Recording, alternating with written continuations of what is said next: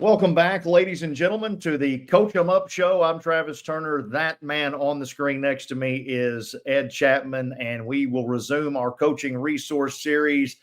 And this is a subject that's sort of near and dear to Ed and I over the length of our career.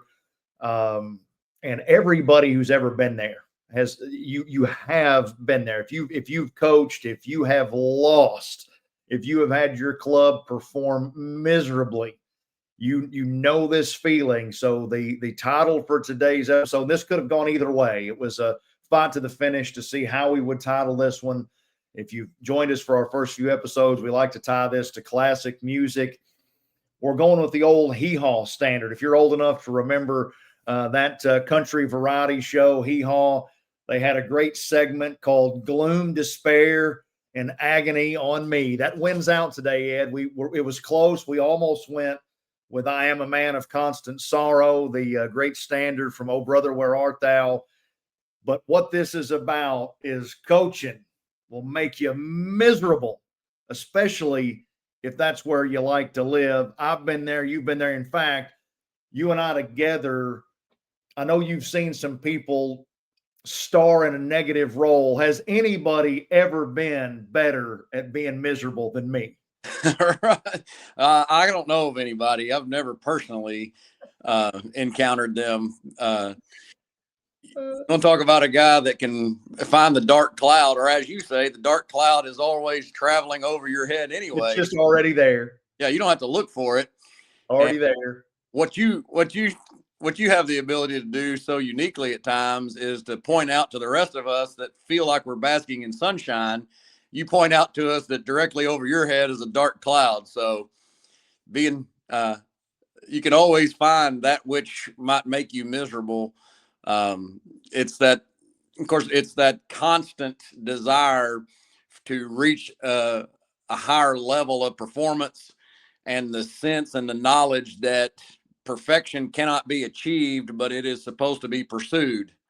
And Right. thus, the end result will always be some level of disappointment, and then you just work backwards from there as to how miserable it might make you. Well, and I've always used that analogy. And we talk about glass half full or glass half empty, and I would always say, no, for me, my glass is broken, and there is a mess all over the table. It's not half full of nothing, bad or good. It's even worse than you could have possibly imagined. And you get to that point where even if things are okay, you start to borrow trouble. You start to look for that. Well, yeah, we won today, but did you see this? This is what's going to get us down the road. And I always think back to our old friend Ron Green, the late great basketball coach here in our area. Um, Ron, of course, if you were with us from episode one, it's a story that Ron, or some thoughts Ron dropped on Ed that help us come up with Coach 'em Up, where that comes from. But he had this thing he would tell Ed and I about once he got far enough down the road in coaching, and he would say, "My eyes have seen too much." And, you get to that point where all you can see is everything that is wrong. I liken coaches sometimes to the role of movie critic. You read movie reviews, and it's almost like the critic has decided, I'm not going to like this movie no matter what. This could be a great movie about sunshine and puppies, and I'm going to hate it because that's what I've decided. And as a coach, you get there to where you feel like, oh my, comfort is bad. Comfort is bad. We're talking Saban's rat poison here, and you're like, oh no, we can't let up, we can't relax, we can't acknowledge that anything here was good. We have to be ever diligent for that next problem. And certainly there has to be an element of, continuing to get better. You don't want to be satisfied. But if you can't evaluate your players honestly, if you can't evaluate your team's performance honestly and say, yes, this was bad, but also this was good, everybody's headed to a miserable time. Right. Yeah. And that's always been a struggle of mine throughout my coaching career.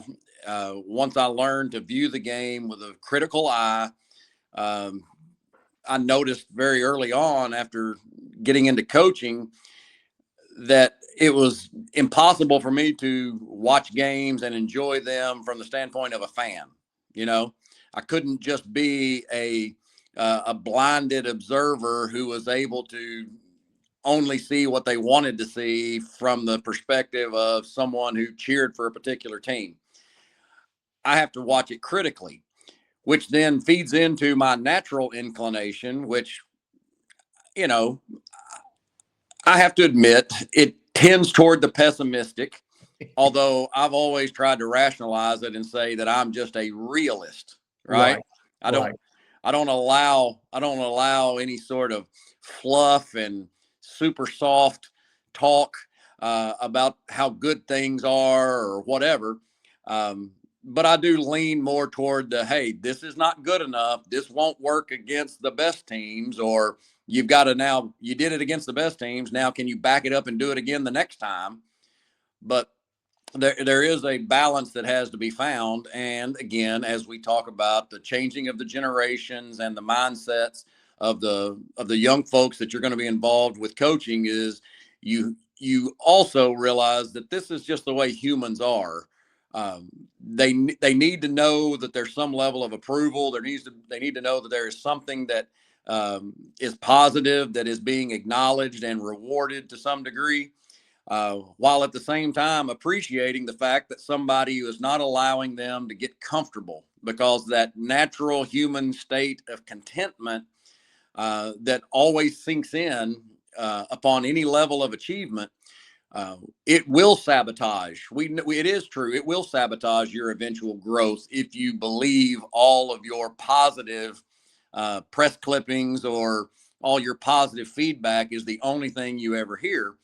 But the coach sort of is, or maybe the coaching staff has to have some level of balance, some measure of balance, whereby they can't all just be all the same all the time, because you do set up your group for a level of displeasure and discouragement that eventually says, hey, if what we do is never good enough and it's never acknowledged, then there really will reach a breaking point where guys will say, what's the point?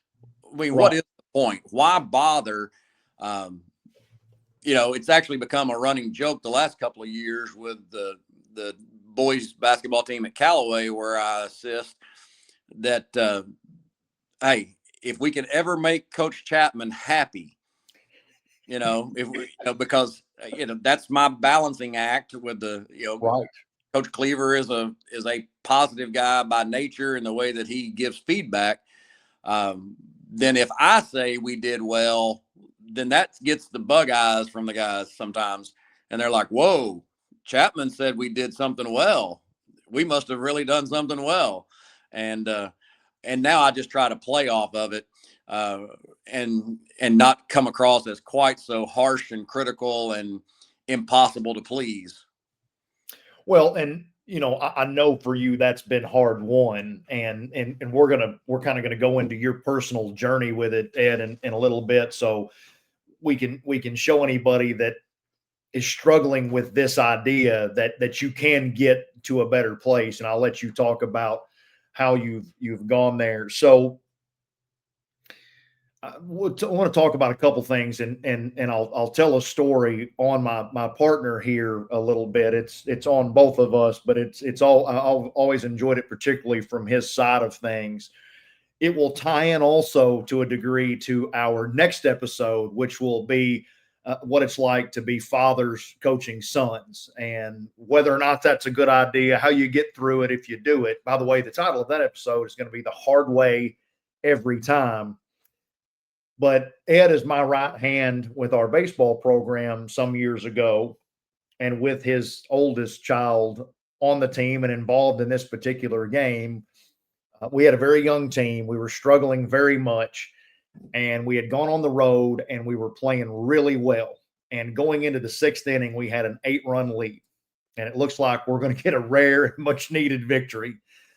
Well, in the span of a couple of innings, an inning and a half, actually, that took about 3 hours, it seems like, with our mistakes, perhaps the unkind call of a home plate umpire who didn't see things our way. I'm not going to say it was all umpiring, but it might have been a contributing factor.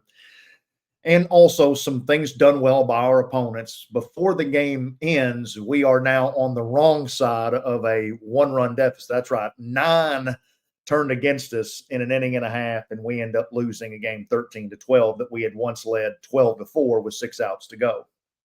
So we were about an hour from home on the old yellow school bus. And so, we live in an area in our area where kids mostly ride home with their parents. We've stopped making them ride the team bus home. So just us and a few other kids. And one thing, no matter what has happened, win or loss, because of Ed and I's relationship, there'd be a lot of conversation, at least on the way back. There was none that night. We get back to our home park. It's 10 o'clock. It's dark. There's just some security lights on around the campus. And Ed and I have to drag all the equipment back into our locker room. And our trucks are parked right next to our home dugout. As we come out, and understand when Ed's in this kind of particular mood, he's not going to say a lot. And it's anything he does say is going to be very short, very dry. And he just stops and he looks at me before getting in his truck. And he proclaims really, that no future generations of Chapman will play competitive sports because nobody is ever going to go through this again. Certainly nobody's going to put him through it again. And when he gets done with this particular rant, he looks across the truck at me. And understand, Ed and I both grew up in families attached to farming and the agribusiness world. That was our initial connection. So we were going to be farmers. We were not going to do this. And I was the first to take an interest in competitive sports. I pulled him in. And with that as a backdrop, he looked across the truck at me and he said, "And this is all your fault." Both of us, gloom, despair, and agony that night, my friend. That's right. Well, it has a way of eventually coming home to roost 40 years later, right? That's right. You dragged me into a love of competitive athletics, which then I handed off to my children. And then you get to experience some of those heartbreaking, miserable moments that your child is in the middle of. And the worst part about it, of course, and that you and I have noted before and know to be absolutely true, no matter how devastating it was in the moment for the players that were part of it, the 2 guys that wore it the worst were the 2 oldest guys who should have had the most perspective, and that's me and you. Right. That's right. But that's what happens, because everything about your performance as a team, you wear it as a coach. I mean, if you're invested in it, I mean, assuming that you're not just doing it for giggles, it's your signature, right? I mean, the way your team performs says something about you, and we're responsible. And so you can't just pretend like it doesn't matter, or because it does matter. It's time invested in it, and it's effort, and it's mental anguish, and all the variables that play into it. So that's the reality of competitive sports, that we can't look away from it. We can't just simply sit around and dream of what it's going to be like when we win games and we love everybody and everybody loves us and it's all fun. Yeah, we want some of that, but the truth is every game has a winner and a loser, and there's a chance that you'll be the loser. and maybe, depending on who your opponent is, you may be the loser more often than you're not. Yeah. And that's, you have to be able to do something with that. Right. And so that's the thing. If you will be if everything about you and your approach will be determined by the scoreboard, then you're setting yourself up for an even more narrow road that cannot be navigated very well. Now you have only allowed yourself, I can only be satisfied with these players. I can only be, reasonable in terms of my overall happiness and enjoyment if we are winning enough of the games that I think that we ought to win, and the scoreboard has to go my way. Otherwise, I will just opt for miserable. Right. And that's really no way to go about it, but it's a very easy trap to fall into that we both plead guilty to time and time again. Yeah, somehow I have, with clear view of that trap, I have stepped into it time and time again. And Ed, I was just thinking about going back to those days of you and I falling in love with sports, and it came in a lot of different ways. We love to play, obviously. We love to compete. We also became fans of the highest levels of the sport. I'll start with higher levels because we enjoyed going and watching the high school guys when we were young and in our hometown, and then of course we have Murray State right here, and we were big Kentucky fans growing up, and we loved the St. Louis Cardinals and sort of all of the natural regional connections. But you and I began to immerse ourselves in just the game all over. We read as much as we could back in those days, which, believe it or not, folks, was newspapers and magazines and books and things of that nature. But we just really deeply loved it. I mean, we just really, really loved it. And of course, that's what gets anybody into anything. And that's certainly what keeps them in it. And so you realize the importance of finding the beauty and the joy in it. I think back to how things were in the 20th century. And I think about the people that coached me, that influenced me. I think about my own personality. Of course, who I became as a coach was largely a reflection of who I was as a player, because there became a point in my career where I think as a player, I didn't even care. It wasn't necessary that I had a good time with it.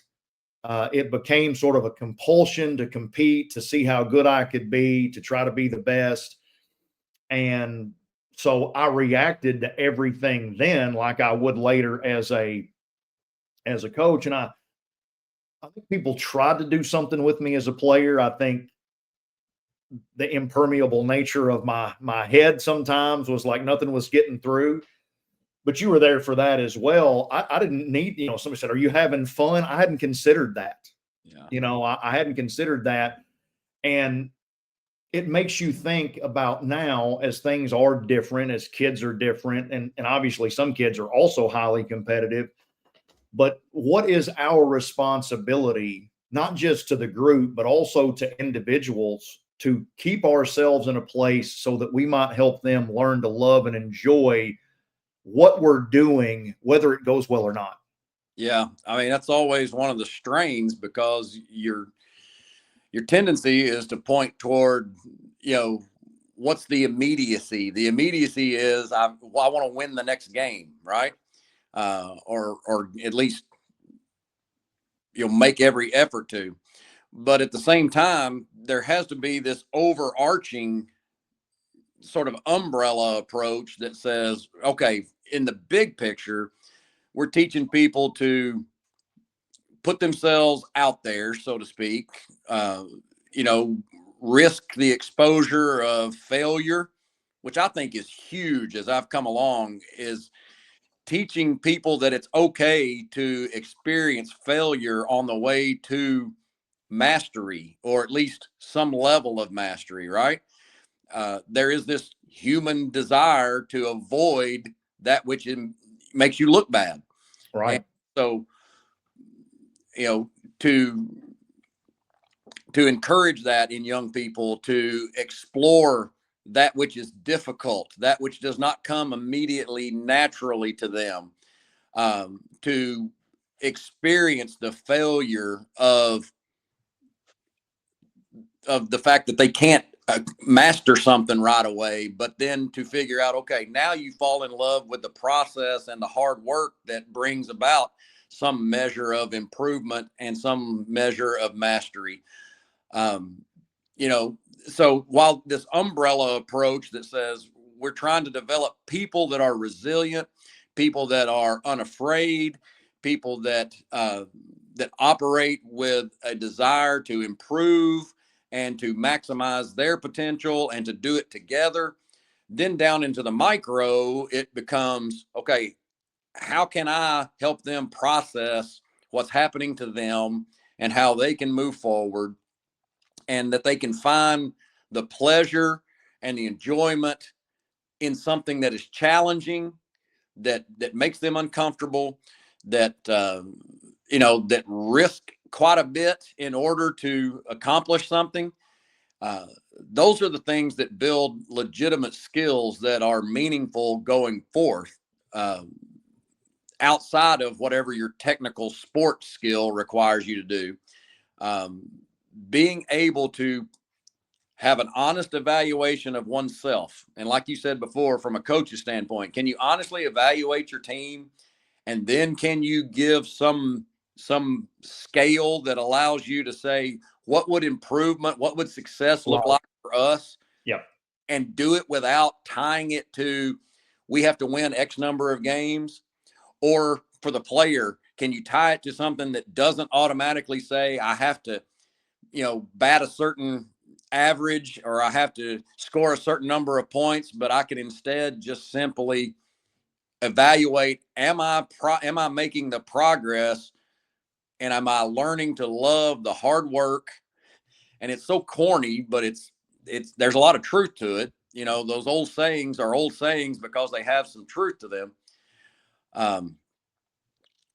You have to be willing to do these little things along the way, and you have to put in the work, and you have to love the work, and you just have to put yourself in those vulnerable positions. John Calipari, for all of his craziness that drives us nuts sometimes, he does have a great saying that we often as coaches failed to adhere to. He would say, we either win or we learn. We don't look at it as losing. If the scoreboard didn't happen to work our way, or the stats didn't fall in I didn't reach a certain level of statistical performance. Am I learning? Am I willing to continue the process? And so as coaches, that's where we have to step back and say, okay, the team may not be achieving things that I want us to achieve in terms of wins and losses. But now I've got to get back to, what can each individual player do? How can they improve? Because if they improve, the team will improve. Ed, I think about all of the message that we will share. And I want to say here to especially of any of our coaches, whether they're, dads coaching youth teams, whether they're young coaches, maybe they're also old coaches. Hopefully we'll have some folks of our generation watching, but I don't want to be so dramatic as to say sometimes I look back and I'm ashamed. That would probably be a little bit strong. I don't think I did my job that poorly. But if I could step back into a time machine and if I could go back and find myself and say, listen, we talk so much about body language with players, and there's an absence of hair for me kind of in this area. That's from the number of times that I did this with my hat during a game out of frustration. I only can imagine what it would have been like to have watched my body language during a game as we failed, as we struggled, whatever. And you realize that, our greatest responsibility, of course, is the influence that we have. And so much of influence in human behavior from the time a child is very, very small, it's just modeling behavior for them to follow. And again, there is sort of this feeling of shame, having not done a better job of handling the struggles of my team, how that made me feel.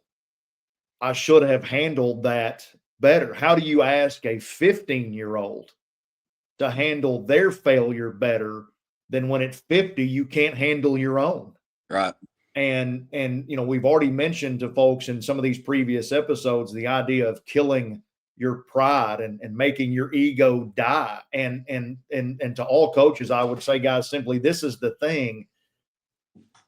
Whenever you take the time to quantify, to grab how you feel, remember, it ain't about you. It ain't about us. That's the failure point just as soon. Well, they are embarrassing me. I'm frustrated. I'm angry. I'm wasting my time. That's not the job. Yeah. and we are here. We're preaching to ourselves, certainly. And so, Ed, as a coach who is undergoing this personal reformation, finding your way from where you were to where you are, the most critical part of our show today is talk to us about how you've been doing that. Well, I mean, I try to just be intentional about making those adjustments as time is worn on. Um, like you were saying, okay, the performance of my players or even the reaction to the officials. Well, you're not playing the game, coach. You're not officiating the game, coach. So is it really saying something about you when it doesn't, is it some level of disrespect, or does it cause everybody to think less of you because your team can't do this or doesn't do this? Well, yeah, naturally there's accountability and responsibility in that, but you're not the one actually out there doing it. And the players do feed off of our feedback. They do respond to what we give them. And if there is an inability to stay calm, if there's an inability to process what just happened on our behalf, well, then naturally we are going to agitate them. And the younger they are, the worse that's going to be. There reaches a point, honestly, by the time you reach high schoolers, that they will just tend to shut down. Yeah. They will tend to shut down. They won't necessarily become more emotional as a whole if the coach is constantly emotional. They will just simply block it out, and they're just like, stop the sideshow, give me some coaching tips or whatever, but it doesn't do anything for them. It doesn't draw them, up to a higher level of performance. We are, in essence, as coaches, we are facilitators. And our responsibility is to see if we can facilitate a scenario or create as many aspects of the environment that give our players the chance to succeed. Do we know what the other team is attempting to do? Do we have the ability to anticipate that and give them that knowledge? Then we need to calmly present that information to them in a way that allows them to process it. Do you see something about your performance or your team's performance, an individual player's performance, that you don't appreciate or that is going to be a problem? Okay, can you convey that to them in a way that doesn't raise their anxiety level to an unhealthy level? And that's where you have to know each player, right? Some players do need the pat on the back. Some players do need the kick in the seat of the pants. All right. And so metaphorically, you have to figure out the right way to do those things and to apply them specifically. The general ranting and raving and responses and reactions, coaches, we've all been guilty of being super emotional in those breaks in the action where we react and respond to what just happened. Well, we can't undo what just happened. And while there might need to be something immediately addressed, it needs to be done very quickly, and it needs to be addressed in a way that will actually go sink in. And so emotional is typically not the best way to do that. And what the players need you to do is be present now. Be present now. And that's what I've tried to develop over time. And it's been a slow, arduous process to become the guy who is able to process the now, to move past what just happened, and to anticipate what might be beneficial for the team going forward. And that's what I try to bring to the game sideline is I try to be the guy who's trying to anticipate and think, steps ahead, give the head coach a little bit of assistance in that regard, maybe share a thing or two with one of the players, in or out, coming in or out of the huddle, but during timeouts or when they come to the sidelines, and really just present a calming presence that says, this is not out of control. There's no need to lose it. Let's just see where we are right now and what we can do going forward. And again, it's been a 30-year process for me. would it be fair to say that a great guiding principle would be to think about behaving and leading in such a way that you are worthy to be the leader? Instead of thinking, well, everybody should listen to me and follow me because it says coach by my name, but instead to focus on doing the job in such a way that you are the leader, that people would want to follow your guidance. There's no question. You know, a very prolific author who has a strong Christian ministry background is named John Maxwell, and he writes a lot about leadership. And it's not the sort of thing that you can just wear as a title, like you said. It doesn't just automatically project because you sit in a certain seat or have a certain title ascribed to your name. The authority that you actually have to be able to have some influence, because he says leadership is influence. Okay, so how am I influencing them? Well, if I am super emotional, I'm going to influence them to respond. They're either going to be emotional if that's their natural tendency, or as we've always seen, like I said before, especially a lot of high schoolers, they just put up that wall. Yep. And so you haven't earned the right to lead them in any direction at that moment in time, right? And in fact, you've lost it. You've lost the ability. That's true.